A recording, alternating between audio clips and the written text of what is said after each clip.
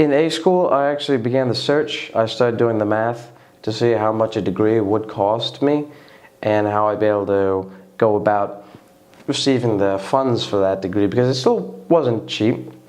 There were multiple programs where you could put in your information, see what college was best for you, and you get calls from recruiters from multiple colleges. And there were two that were the finalists.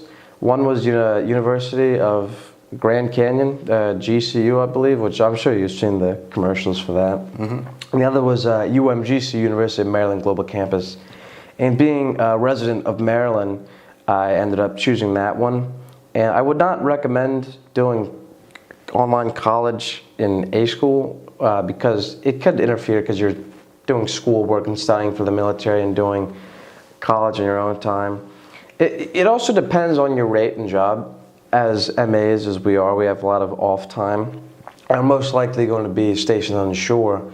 I wouldn't recommend doing it if you're on sea duty and you're going out on deployments on a ship. They do have different options, such as you're able to, sometimes they bring professors on aircraft carriers you could do. You can do those courses, but those are very basic, your prerequisites. You can do in-person schooling on this base, right? There are some classes that you can, yeah, but they're very limited. And it's not very often. There are multiple different ways you could do colleges, classes on University of Maryland Global Campus. You could do Zoom classes, you could do just strictly over the web, or you could do a hybrid of both. But for our job, a different sleep schedule, obviously, than the East Coast, which is where it's centered, I would recommend the purely online class. Especially if you're on days, because days here in the Middle East is nights back home and vice versa. Yeah. How much of it is out of pocket and how much of it is covered by the Navy? That's a good question.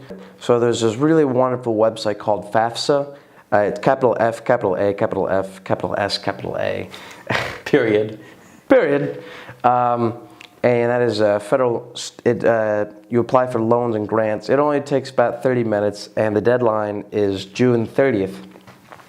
And basically, you give them information, your tax bracket, religious background, your background, like what your family status, do you have children, a spouse, and all basic stuff. And for you and I, obviously, single guys with no families to take care of, and we don't get a stipend from our parents. We'd get the max, which allotment. And there's a really wonderful grant called the Pell Grant, which gives up to $7,000. And I actually do receive the maximum of that, and that covers a year.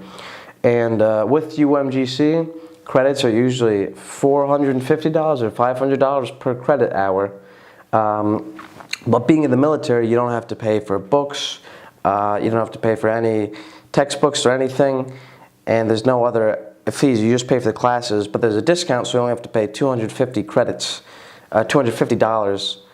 per credit, which is pretty advantageous. It's about $30,000 for an entire bachelor's, but if you're getting the $7,000 for the Pell Grant, it really cuts it down to only maybe $1,000 or $2,000 out of pocket that I have to pay for, which I can just use from my Navy salary. Yeah. So I really don't pay that much at all. That's incredible. It's a lot cheaper than if you were to go there and pay everything out of pocket or struggle with trying to get all the loans and everything. Oh yeah, definitely. I'm serving my country, getting a paycheck, saving for the future, while also doing college and not being in the $100,000 debt like my friends are. Mm-hmm. It is a lot of work compared to just going to college, be able to focus on that, because we are working full time in such a demanding job. It's like overtime. If you were to add up the hours, it's a lot of time. It can be, yeah. It really takes away 15-hour days. It really takes away a lot of my free time, especially doing like 3 classes a semester, 2 classes at the same time. Especially on days where we don't have, and especially on weeks where we don't have many off days. It's a lot. What are the benefits of doing it now versus waiting until you get out and then just doing college full time for a few years in a row?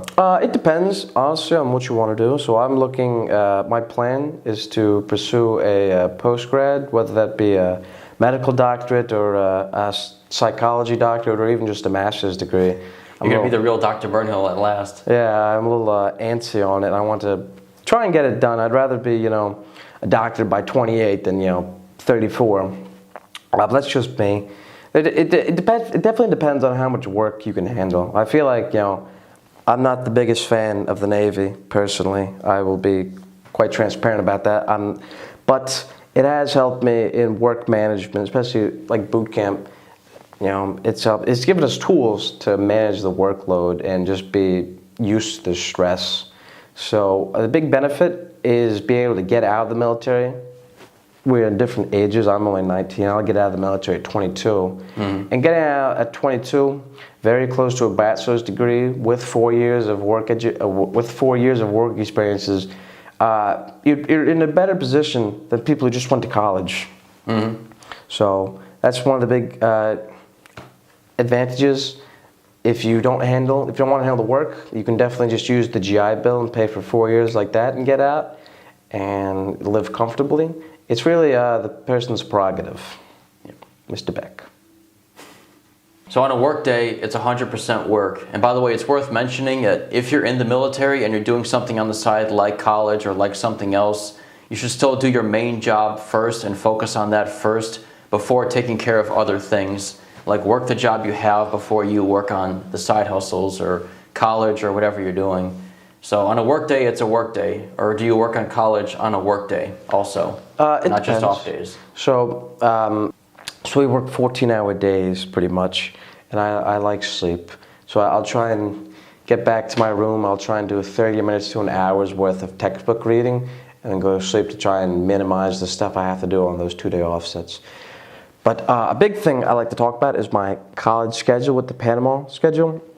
So for UMGC, there's 3 start date for classes for a semester, and it's spread out to multiple weeks. So a class is 8 weeks long, which is shorter than it is naturally for normal college classes. But with these 3 start dates, usually I start my first class, that's 8 weeks. Then my second class starts, which 4 weeks into the first class, so it overlaps for 4 weeks.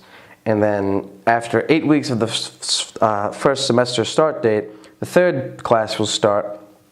At this time, my first class has ended, and there's 2 weeks left in my second class. So the classes are overlapping, but I'm only ever doing 2 classes at a time. You could maybe do that. So with this, I'm doing 3 classes a semester, and 2 semesters I take 3 classes because there are 3 start dates. For the summer semester, there's only 2 start dates, so I only take 2 classes. So I'm getting around, I think it's around 21 credits per year. Don't quote me on that math, which would take around about 4.5 years to complete a bachelor's. It's definitely manageable. You could, if you keep doing this and you find it's manageable, you could maybe do 2 classes on your first start date and then 2 classes on the last end date. So you're still doing 2 classes at a time, but instead of only doing 2 classes for 8 weeks, you're doing it for 16 weeks, obviously. Did you receive credits from boot camp and A school, and were they recognized by Maryland University? Good question, yeah. So from boot camp, we received 9 credits, which is very helpful. And then from A and C school, for our MA school, we received 6 credits, which will be found on a quick link on the Navy website, quick links. JST transcripts, that's the quick link, JST transcripts. So you'd click that, and it'll show you how many credits you've earned from the Navy, and then you can just send that to your university, and they'll recognize it. UMGC is actually an accredited university, so your bachelor's will count towards anything. So it'll send that, and so I had 15 credits in the Navy to start off, which is a semester's worth, which is actually a lot. 3 credits, basically. Yeah. There are actually other ways to get credits as well. I heard you can get credits from ranking up to E4 and E5. I'm not sure how truthful that is because I'm only in E3. You'd have to check your JSTs. But there are definitely programs you can do to get college credits, such as a firefighting course where you can get 1 or 2. And you just have to look out for them. There are multiple ways to pursue getting college credits from the Navy. It's something that can also benefit your Navy career as well. Showing on your evaluation, we get periodic evaluations of the Navy, and it reflects stuff you do for your command, stuff you do outside of your command, volunteer hours, your quality of work, your quality of leadership. And doing college actually looks very good. It looks great on your Navy evaluation and can oftentimes help you promote faster and put you ahead of, and separates you from your peers. What is the pathway from what you're doing right now to Navy officer? So that's definitely one thing I also considered when I was joining. Do I want to be an officer? And I discovered being in the Navy, the military was not for me. But there are definitely people who can help it. To be an officer, for most officers, you have to have some form of college education. And oftentimes being a bachelor's helps. But you can actually do it with an associate's. And so everyone knows ROTC, the military academies, which are very prestigious and hard to get into.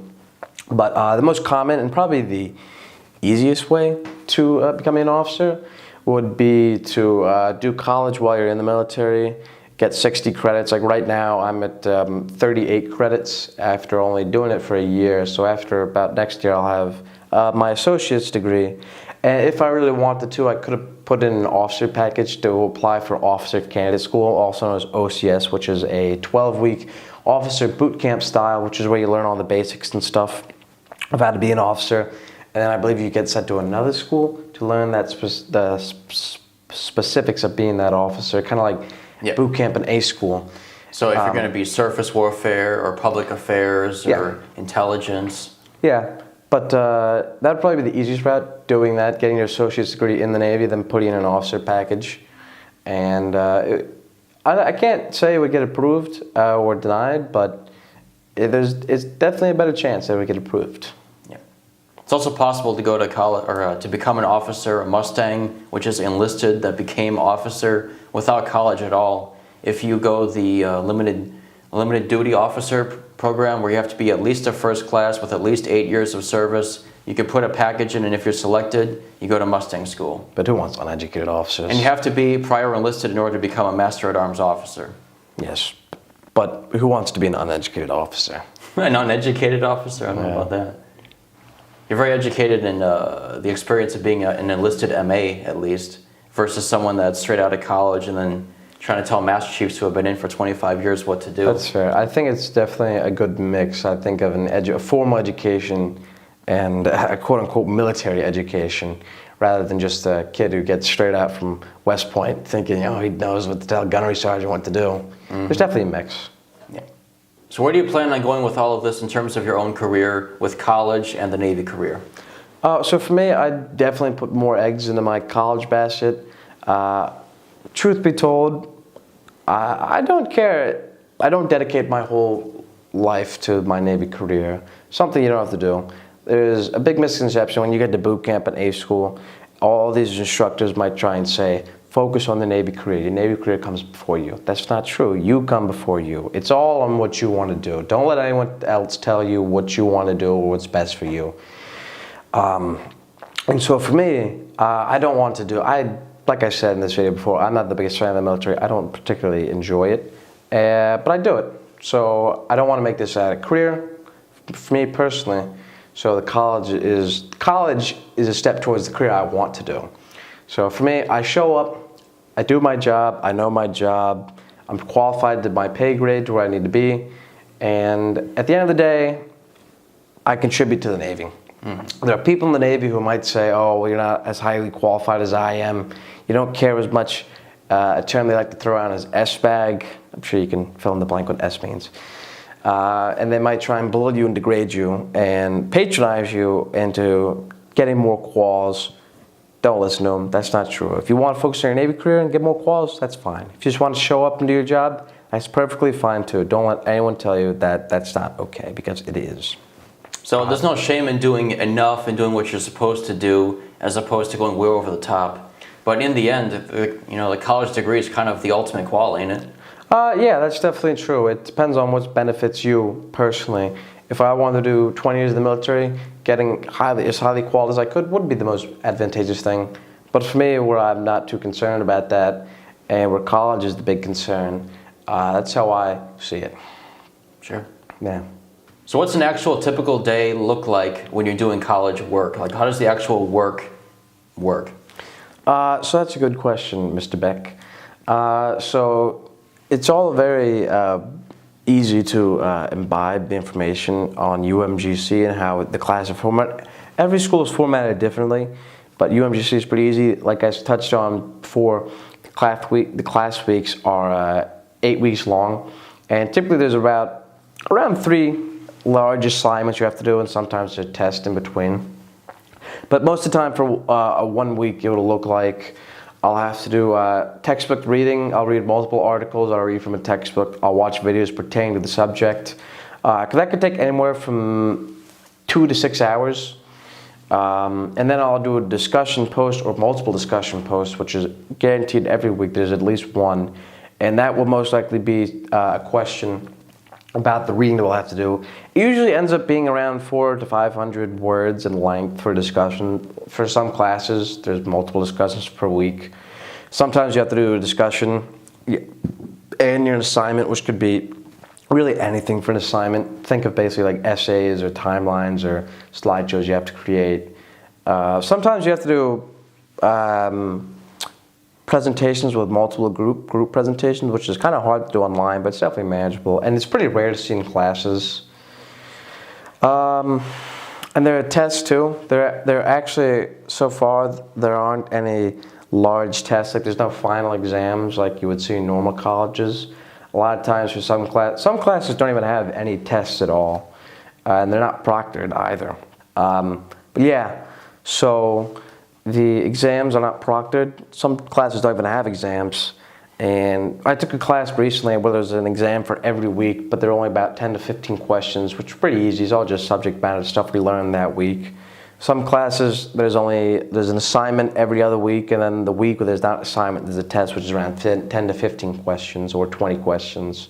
So obviously it gets harder and more work intensive. The work is harder, there's higher qualities. The harder the classes you are, there are different levels of difficulty in college classes, as there are normally. There's 100 level classes, 200, 300, 400 level classes. So it's all just a scale, but it's definitely manageable.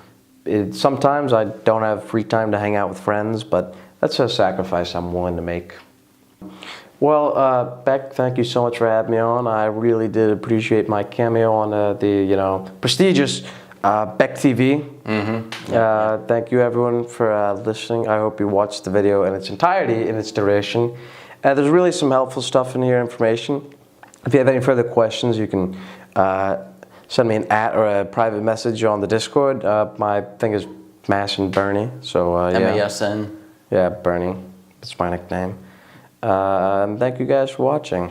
Alrighty. Thanks for coming on the show, Dr. Burnhill. Good luck in your future career. Thank you, Mr. Beckers. Auf Wiedersehen.